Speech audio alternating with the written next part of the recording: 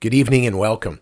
This is part two of an extemporaneous exposition on Exodus.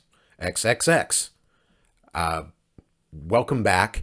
For those of you who saw part one, we really got a look at the background behind God's giving of the 10 words, the 10 commandments, however you want to look at it, from the Hebrew Bible, taken out of Exodus chapter 20.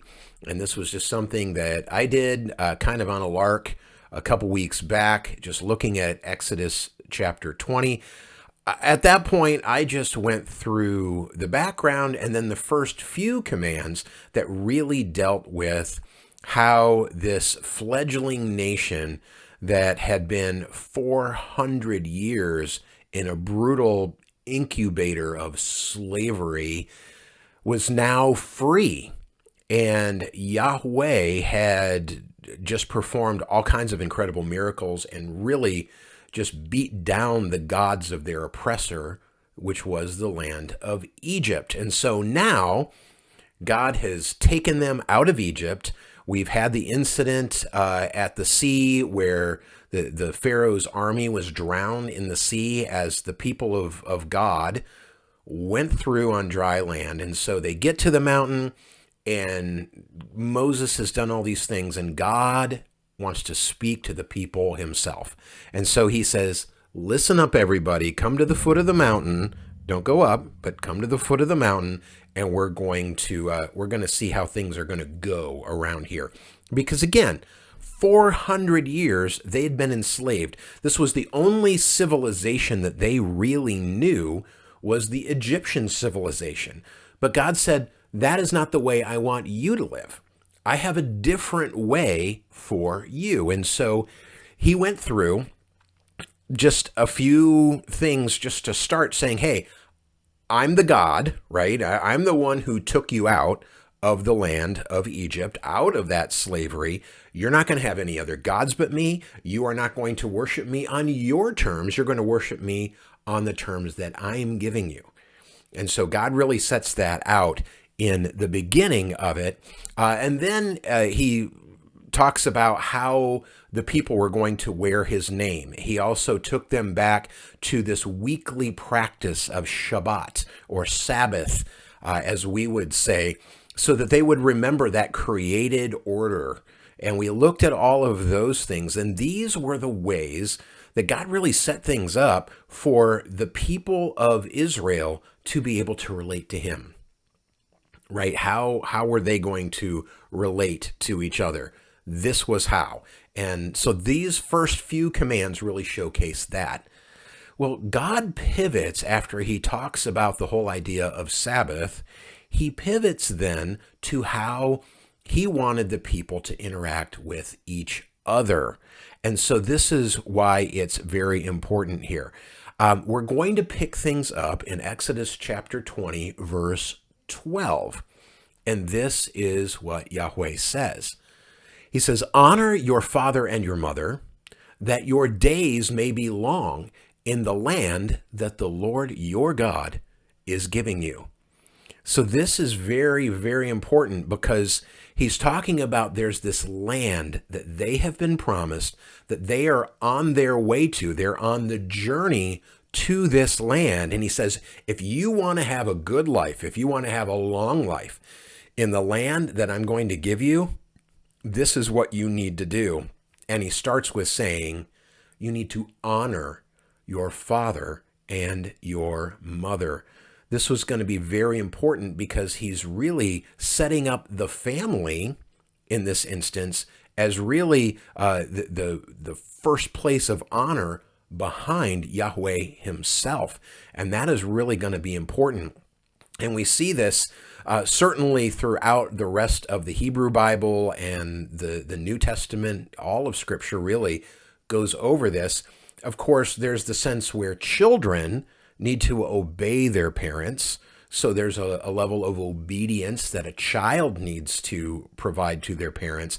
But this goes beyond that kind of thing. It says, honor your father and your mother.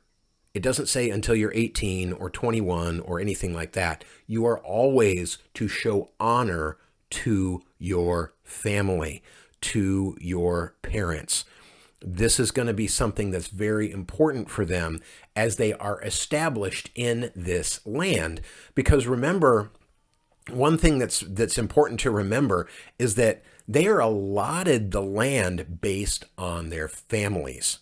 So they're allotted pieces of land that they are able to get as families. And of course, without getting too far in the weeds there, if somebody buys land from somebody else, or they do other things with the land, maybe they try and sell it to pay off debts or do different things like that, the land is always returned to the family at the year of Jubilee. So that's something that's important to remember. So he says, if you want to have things go well with you in this land that you're getting, the first thing you need to do is you need to honor your parents. And so that's just something that God sets up immediately. Now, he then goes into the things that are very common. If you ask people to remember the 10 Commandments, the next couple of things are really the ones that people tend to remember most. You shall not murder. You shall not commit adultery. You shall not steal. You shall not covet your neighbor's house. You shall not covet your neighbor's wife, or his male servant, or his female servant, or his ox, or his donkey, or anything that is your neighbor's. You shall not murder. Now, this certainly has the implication of, you don't want to see kind of like serial killers and things of that nature. Certainly that's the case. But earlier in Genesis, it talks about the whole idea of man being created in the image of God. So God created man to be his imager, his representative.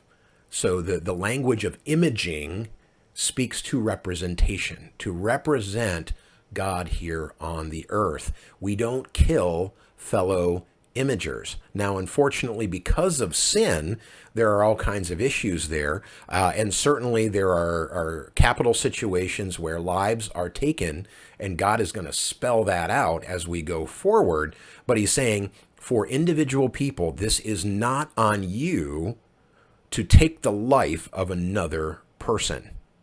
Okay, this isn't something for individuals to do. There are laws, and there are people that can be executed or killed under the law, but this is not something that we decide ourselves, arbitrarily or otherwise, that we can take the life of another person. This becomes very, very important. It also says, you shall not commit adultery. Now, this could be important for a number of reasons, but one of them is something that I alluded to earlier. These families were given land based on a patriarchal system or a patrilineal system. Some people look at it that way, where the fathers were the ones who were having children, and this children would be passed down, and this would be passed down through the family. Well, you start mixing up the families and who's the mother, who's the father, all these other kinds of things, you start to run into a lot of problems there. In addition to that, though, this goes further back to the created order, where God created man and woman, and he brought them together, and it says, what God has brought together, don't let a man separate. So in that case, he really gets back on this whole idea of adultery being outside of the order that God intends. Of course, it was not uncommon for adultery to happen through the cultures around them. This is one of the areas where God says, this is where you're going to be different. Just like you have with Sabbath, or just like you have without, you're not supposed to make images of God to worship as idols. This idea of you don't commit adultery is just another one of Yahweh's kind of a loyalty test, right? He's basically saying people that are loyal to me are going to obey in this regard. So that becomes pretty important as well. He goes on, you shall not steal. Again, they're going into the land, they're being allotted territories, and they're going to have those things, but you're going to have some folks that are probably better able to utilize the gifts that they've been given, whether they're farmers or merchants or smiths or whatever it is that they happen to be, and they're going to be able to do well for themselves. And maybe you're going to have others that are maybe less industrious or are in a field that is perhaps less in demand. We see that all the time here. So he's saying people should be able to enjoy the fruits of their labor. And certainly, we see that there is an emphasis later on being generous and that kind of thing. But it's not generosity at the end of a sword. It's not generosity, in our case, at the end of a gun, right? You don't take from a productive person for yourself because you decided that you need it more. That is high selfishness. And God says, that's not what I want for my people. So do not murder, do not commit adultery, do not steal, do not bear false witness against your neighbor. Okay, this is pretty important. Some people have said, "Oh, don't lie." That's not what this is saying here. Certainly, that's a piece of it, I guess, in a certain sense. But remember, the way that this society would be, capital crimes could be decided, and court cases were decided on the testimony of 2 or 3 witnesses. 2 or 3 witnesses. So it's saying don't bear false testimony against your neighbor. In other words, your neighbor's life and their livelihood could depend on testimony that you bring. So don't spread falsehood or untruth against your neighbor with the idea that, of course, this harms them in some way, right? So keep it real is what he's saying here. Keep it real. You don't want to have that kind of thing on your conscience because the government, as it were, right, would be able to take action against somebody. So just because you yourself did not murder the person, or just because you yourself did not steal from the person, if you are saying things that gets the government to do that kind of dirty work for you, no. God says no. So just like earlier when he says about the Sabbath, you're not going to get other people to do this work, your son, your daughter, aliens and strangers that might be coming through that are living in the land. You're not going to be able to say, well, they were working, I wasn't actually working, and say that you're actually obeying, right? In this case, he's saying, no. You are not going to say things about your neighbor to get the government to take them out, to take their property, to take their life even. So that becomes very important. Now it ends up with, you shall not covet your neighbor's house. You shall not covet your neighbor's wife or his male servant or his female servant or his ox or his donkey or anything that is your neighbor's. So he's really kind of spreading that out. Of course, we start off with the neighbor's house. That's land, that's property. That's the things that, those are the things that they have acquired. Of course, back then, they didn't mass produce those kinds of things like they do now. So now you just say, well, I build my own house, or I could do these kinds of things. Well, you didn't always have that option back then, especially, if you were in a city environment or whatever. The idea, though, is, the blessings that God has given you, you want to have some contentment in there, that, and not be looking at your neighbor with a jealous eye.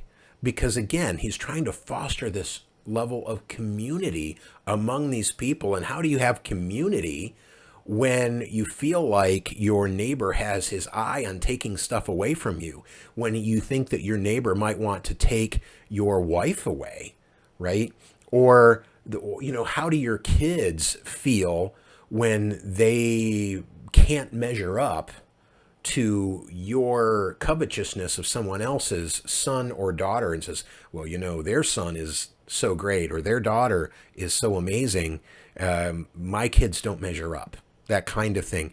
And you're coveting after, their kids. You wish, man, I wish I had those kids. That's not so good. Of course, we don't think in terms of oxes and donkeys and things of that nature because we're not in that kind of an agricultural society that they were. And of course, they didn't have machines that we have now. So we have cars and trucks, and we have those kinds of things. Male and female servants. The male servant that was very strong and could work in the fields and be very productive and help you make money. That male servant could really do a lot. Or the female servant, who often they were the ones that were doing things like cooking and preparing meals and keeping the home under the direction of the wife. So those servants really made for a better home life, the female servant. So there's really a lot there, but the whole idea again is we're fostering a community here. And we know that God says, I know that you have seen certain things that the Egyptians did, and that's the only example that you have is the way the Egyptians were. I don't want you to be like the Egyptians. I don't want you to take these things into your own hands. You're going to worship one God. You are not going to commit adultery. You are going to remember the Sabbath day. And you're not going to have your eye on the things and people in your neighbor's life. That's not the way that I want you to live. And so God really ends up with things at the end of it saying, I've got a better way. I've got a better way. And if you're going to be my people, these are the things that I want for you. And this is the way that you will live your best life in the land that I am giving you. Well, again, I hope you've enjoyed this extemporaneous exposition of Exodus chapter 20. Something, again, I just did on a lark. I started one a couple weeks ago, and my mom texted me the other day and said, hey, when are we getting part 2? So, Mom, this goes out to you and everyone else who saw part 1. I hope you enjoyed this time looking at Exodus chapter 20, and who knows what we will come up with next. Thanks.